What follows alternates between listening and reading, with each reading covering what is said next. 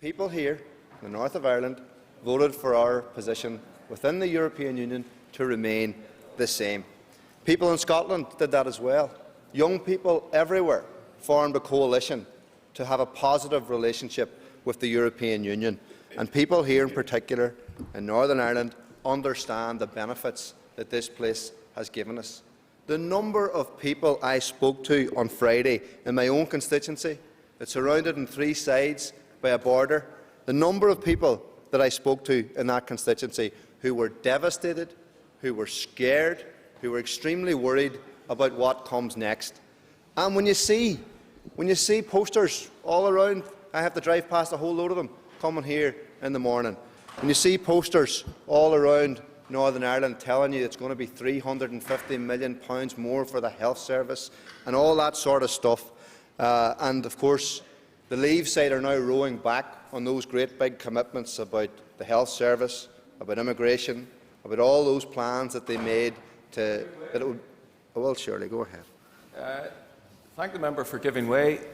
Is the Remain side rowing back in the Third World War? Well, first of all, I don't know what you're talking about, but I made a commitment. I made a commitment to speak positively about the European Union throughout that campaign, and I think we did, because we know the benefits of it. But now the Leave campaign is rowing back on all their big claims, and we told them the whole way throughout that campaign that that was going to happen, because the notion that you're going to be able to have access to the single market, whilst at the same time controlling immigration, is utter nonsense.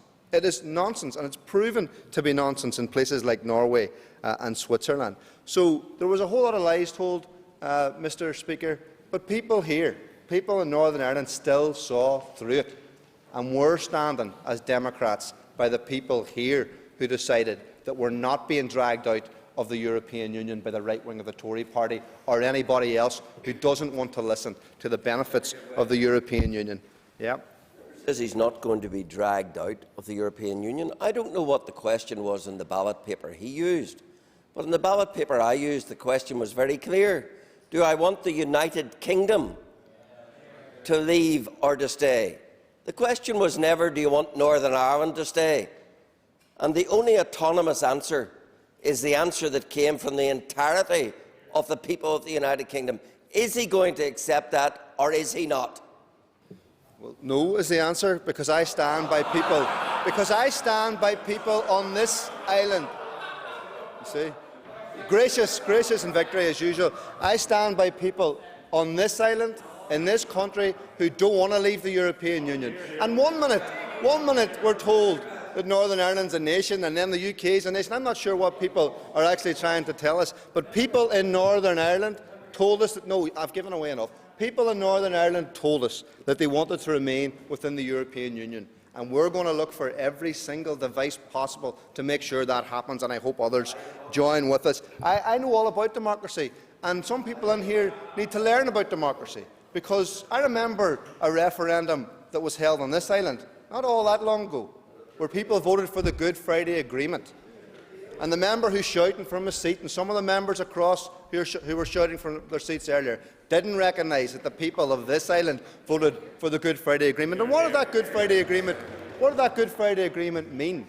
It meant that people from my persuasion who want to see a united Ireland were able to democratically argue for and democratically work towards that goal. We all accepted that the principle of consent was key to that. Well, let me tell you, Mr. Speaker, the people of the north of Ireland are not giving their consent to be dragged out of the European Union, and we stand by them on that. And let me just deal with the point that the Secretary of State made about the principle of consent and about the Good Friday Agreement. Whilst I don't think this is the right time for a border poll, because I believe we should have a border poll that we can actually win, and our duty today, today.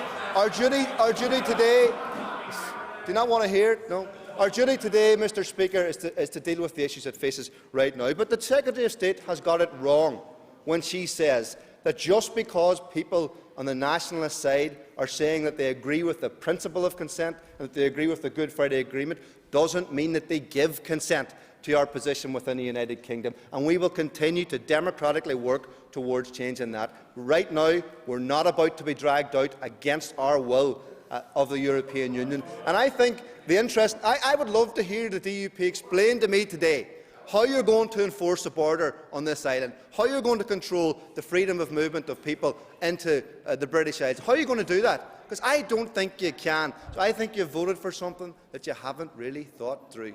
And I think someday, when you look at what's happening in Scotland, when you look at what's happening here, people are beginning to see that the next step is further integration across this island, working together with our unionist neighbours to begin the process of working within the European context for delivering for our people here, not to be dragged out against our will by Sunderland or Surrey or anywhere else.